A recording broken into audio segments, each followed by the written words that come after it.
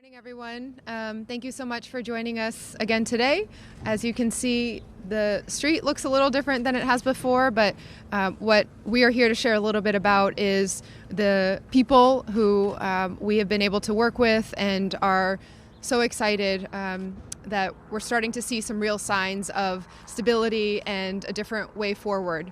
I'll pass it to the team in a little bit to share the numbers and some of the direct experiences from our frontline staff who are on the ground on the public safety side and on the public health and outreach side. But I'll just say on my part, I'm just incredibly grateful. This was truly a team effort across so many different departments, so many different community organizations and partners, and it was a long time in the planning.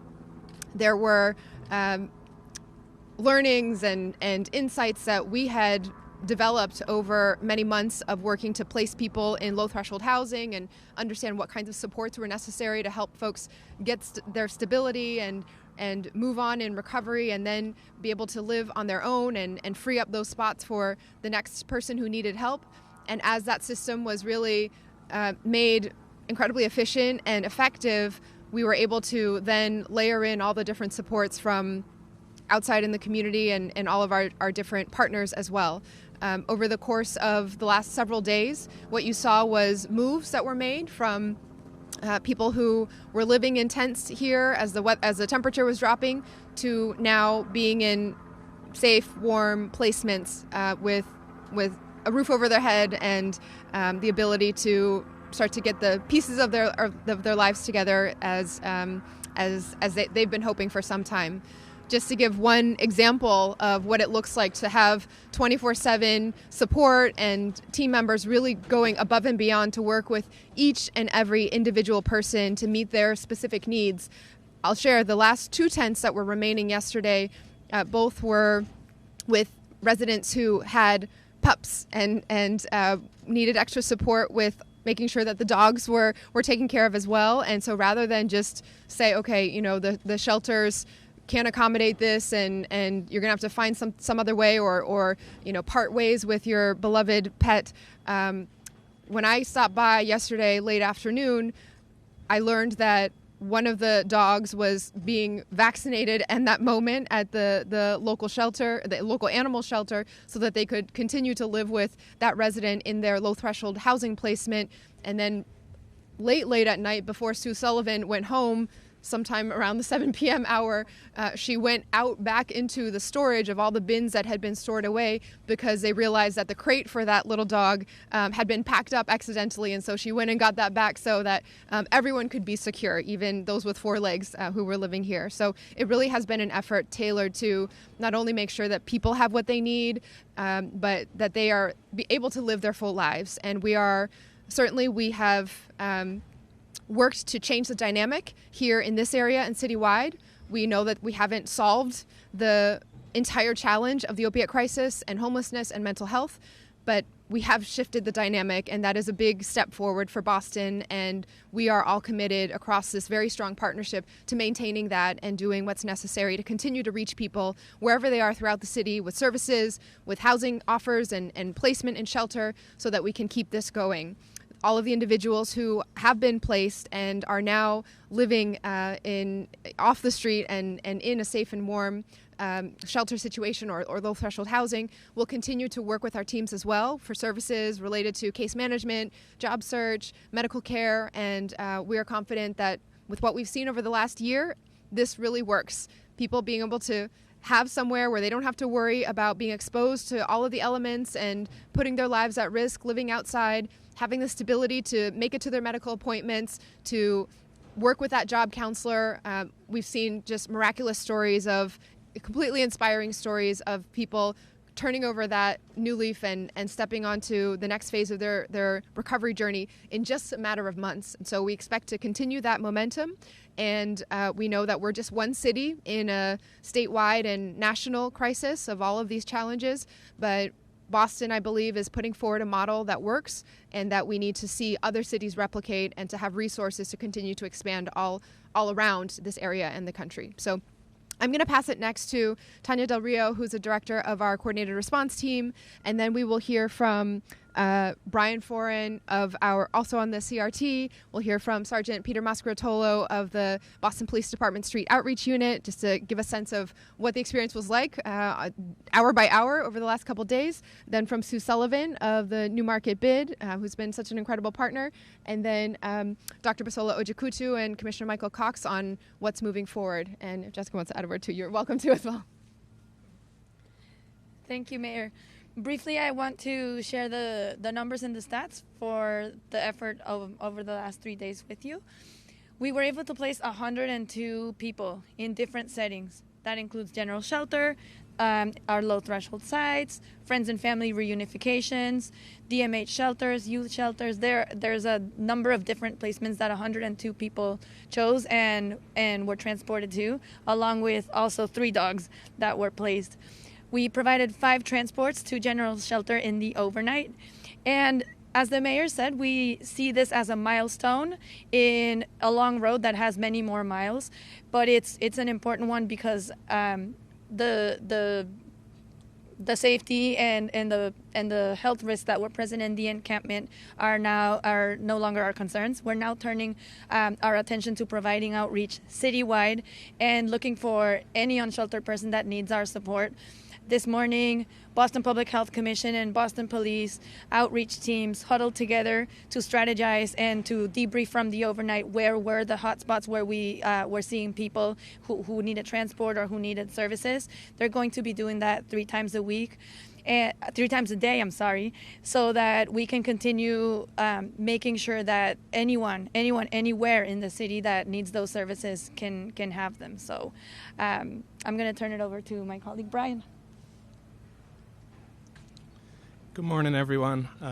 I just will speak to what it was like working on the front lines with so many great colleagues and teammates, but I just want to emphasize, I've worked in Mass and Cass for almost 10 years now, and I've never seen an approach that was so coordinated, targeted, and compassionate. I know this doesn't get a lot of attention, but I can't tell you how many people left yesterday with hugs, smiles, and thank yous. There's a great amount of hope in the people who are leaving here yesterday, and so many different individuals voiced just how they had felt trapped and could finally look forward. I'd be remiss just not to thank all the frontline staff who are out here, just to recognize all those we've lost over the years, and recognize all those who are pursuing their recovery. Thank you.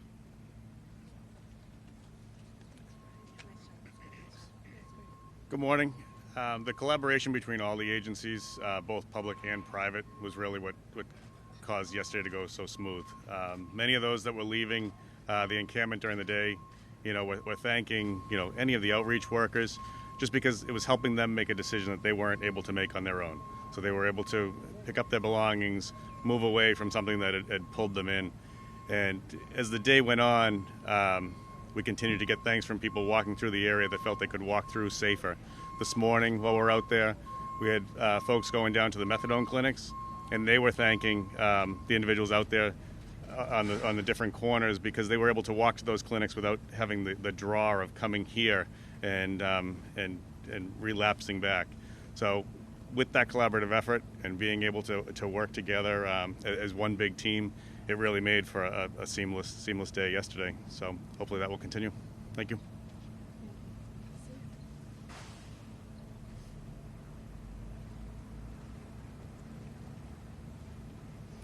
Good morning. I'm Sue Sullivan with the Newmarket Bid, and I just want to thank Mayor Wu for staying the course on this. It's something that we've worked on for a long time. The last few days went so much better than I think anyone anticipated. The people that were getting into housing, getting into shelters and all, as they were leaving, were hugging other people saying, thank you. One woman said, this is the first time in years I haven't felt chained to the streets. So the coordinated effort of everyone out here has just been amazing. On behalf of the businesses and the residents of the area, we are just thrilled that not only, is the area clear, but also what's been very important to everyone is that people actually get help. and that we didn't just move people one place to another, that they actually got help. So thank you, Mayor. Jessica, do you want to add anything? Are you sure? Okay. So I want to start by thanking all of our partners as well as our street outreach teams. I think they did the heavy lifting and they did all the work of helping people to pack up and move, which was very challenging. I mean, this was a place where people had been for quite a while. I want to emphasize what has already been stated, that this was one important step in a much longer, much larger process of really providing the right kind of care and treatment for people living with substance use disorder and who oftentimes have co-occurring mental health issues and who are unsheltered.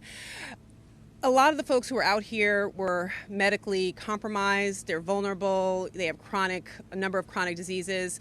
And what we're trying to do is make sure that wherever they go, they're getting linked to medical care. They're also getting on a housing pathway. That's how we stop people from ending up back in a tent. So it's really those pieces that we're working on right now.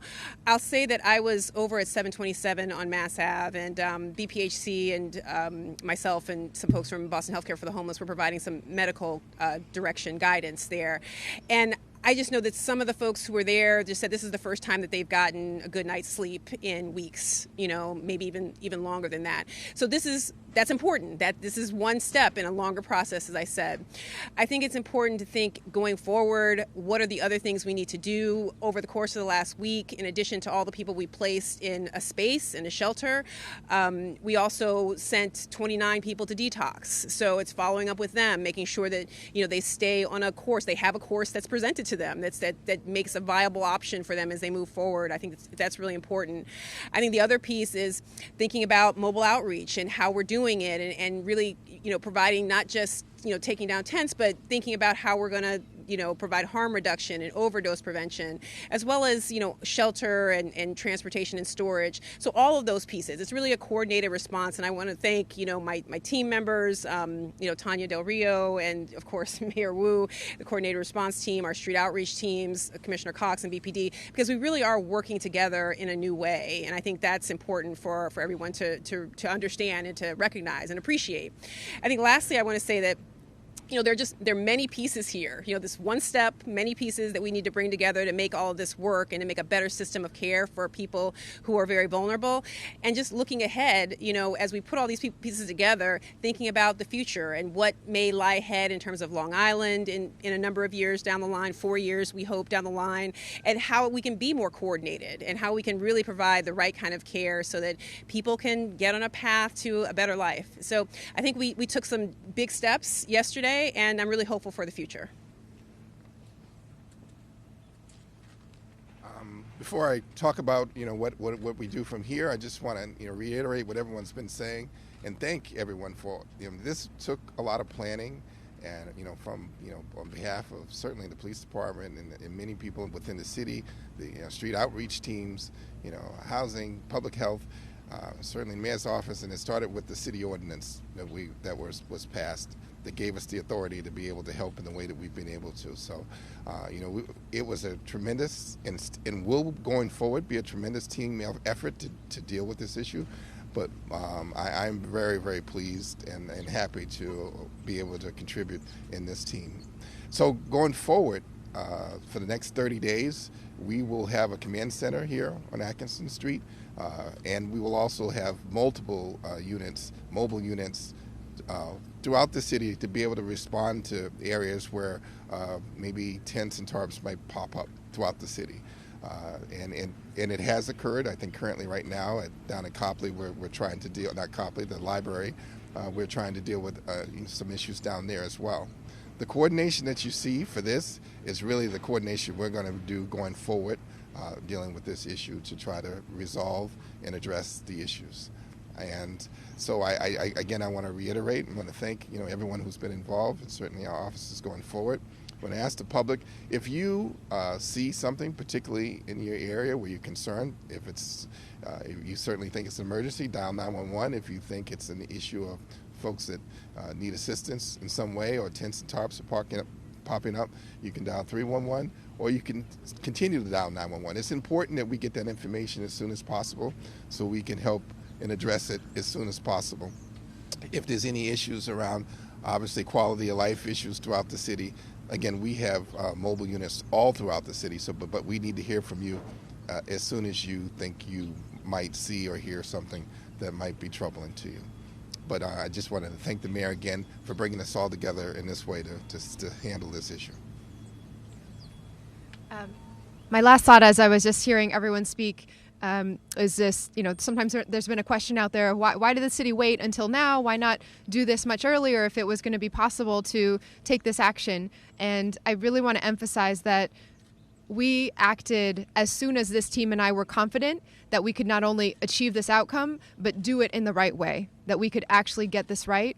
And to have the last several days go by with the outcome that we got, but also 0 arrests necessary for enforcement of the ordinance, and to have every single person placed with a placement that would keep them safe and warm and comfortable, to have the coordination ready and in place for 3 times a day check-ins between this entire team and all of our departments, 8:30 a.m., 4:30 a.m., 12:15, a little past midnight. That is ongoing, and it takes some muscle to even have the 311 system and the 911 system coordinated so that people can immediately get that information and we can deploy our mobile outreach teams. It does take planning. It takes some internal and community partnerships, and I'm glad that we were able to do it as soon as we did to be ready before winter truly hits. Any questions?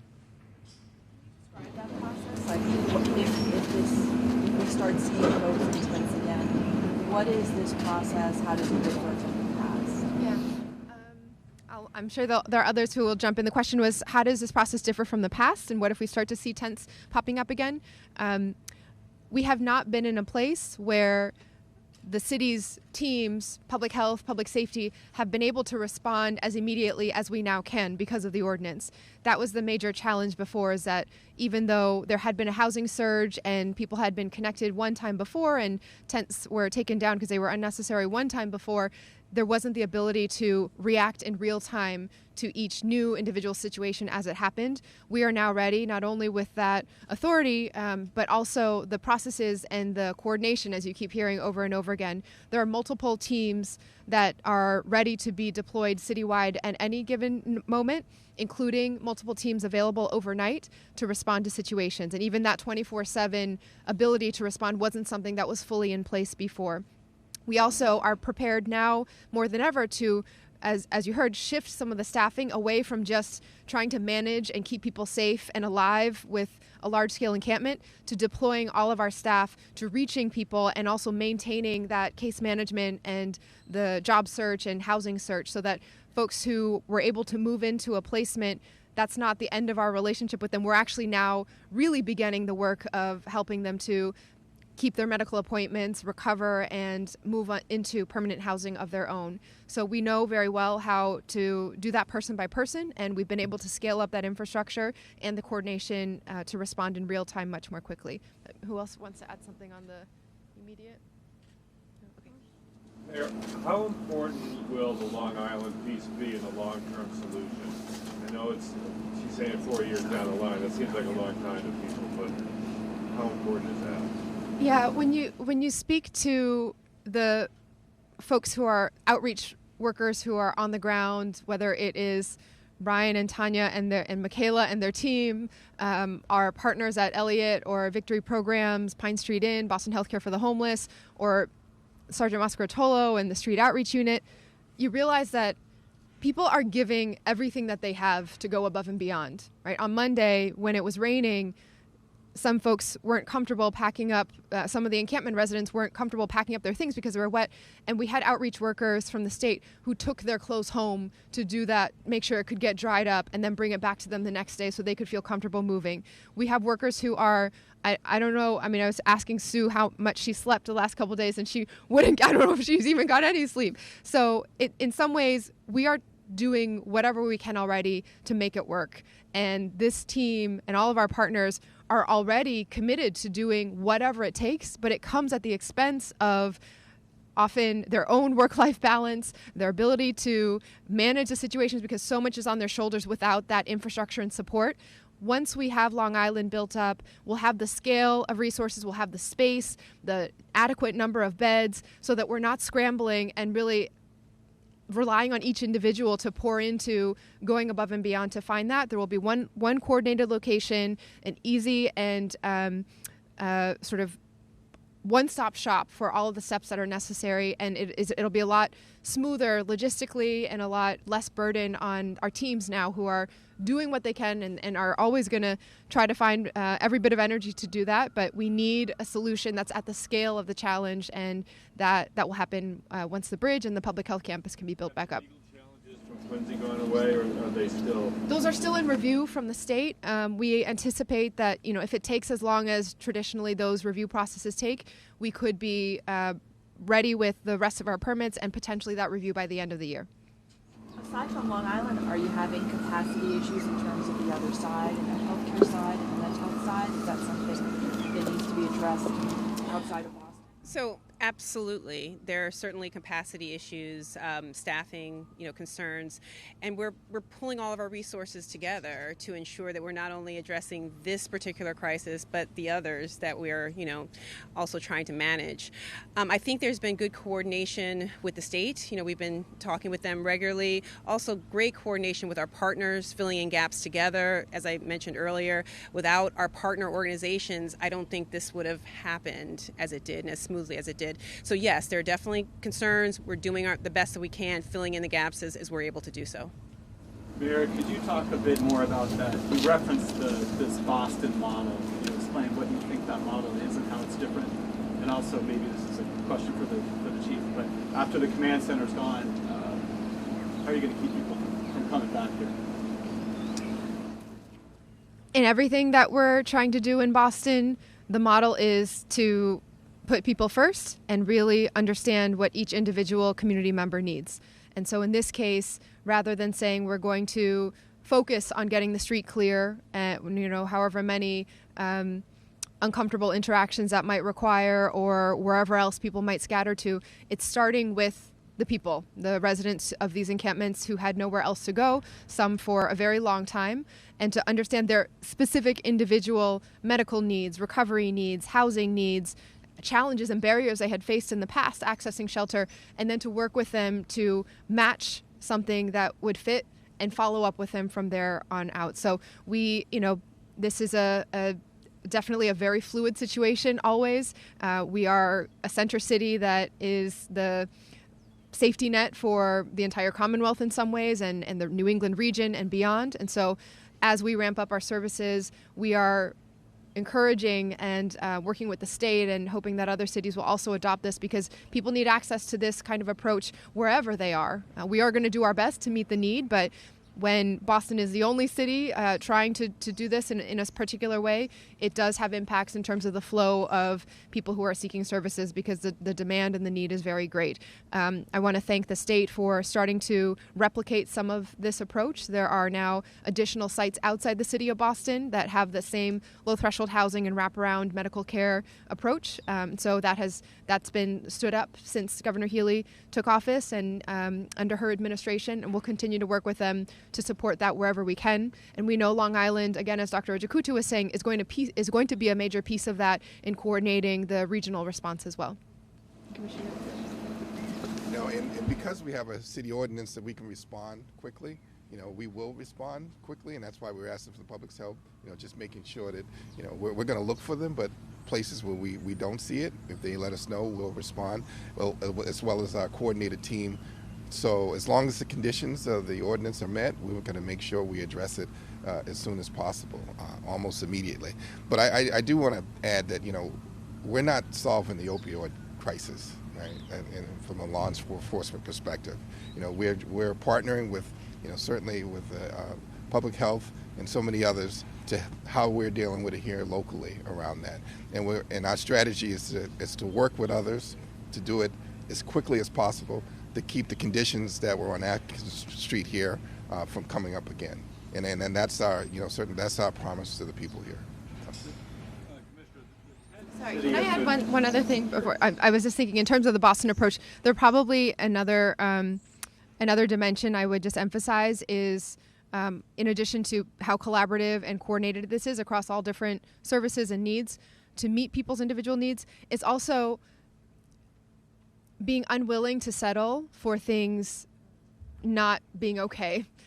Always having that sense that we just need to keep trying and keep working and learning. So what might have appeared from the outside as setbacks or we're trying to do something over again, each time we were actually taking a lot of learnings and going at it a little bit differently and adding a little bit more supports and realizing we needed actually the legal authority on top of these other elements. And so we will continue to not settle for until every single person has what they need. Sorry.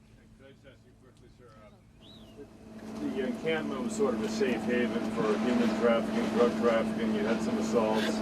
You had some real issues there. I was talking to Congressman Lynch yesterday, and he said he supports the mayor and rooting for this to work, but he doesn't think those people are going to Long Island. Those people are still out there. Will this put a big dent in the crime in the area, and how will you track those people down? I mean, you can see for yourself, it certainly has had an impact here today, hasn't it? And so, we will address crime and certainly fear crime as we see it as fast as we can. But the strategy that we're employing now is a little different than certainly law enforcement, the police department, has done maybe in the past. And, I'm confident that as long as we do it in a mindful way, we'll be able to address those. We are committed to making sure that we address the needs of the city around crime and fear crime. And we asked for the support around a tent and tarp ordinance, which was put forth. And we're able to actually enforce in a way that's I think that suits the needs of everybody right now. And we're going to continue to go forward. And if the conditions change, then hopefully we'll change and come up with a strategy to deal with that. But we're committed to that, just as the mayor said. This was done with humanity, but was anybody forcibly removed because of mental illness or whatever? Did you have to take anyone out? We had no arrest associated with it, if that's what you meant.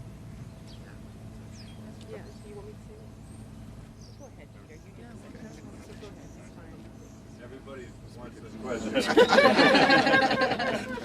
So there was only one Section 12 that was executed during this, and that was a whole collaborative effort between all the healthcare professionals that were down there, as well as the street outreach unit from Boston Police, and that was somebody who was a harm to themselves, but also harm to others that were in the encampment. So. Thank you. Yeah. Thanks, everyone. Thank you.